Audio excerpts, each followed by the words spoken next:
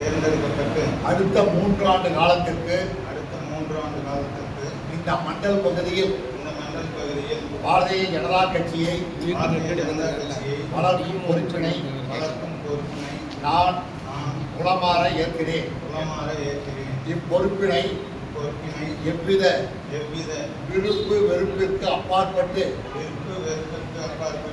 என்றும் கட்சியை வளர்ச்சி பாதையில் நடத்தி சென்று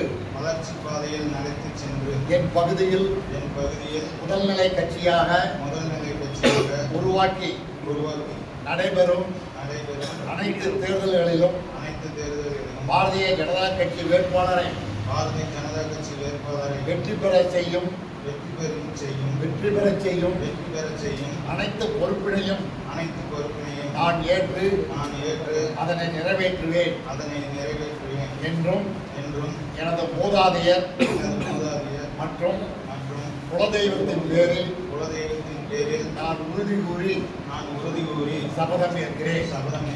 பாரத் மாதா கி ஜெய்.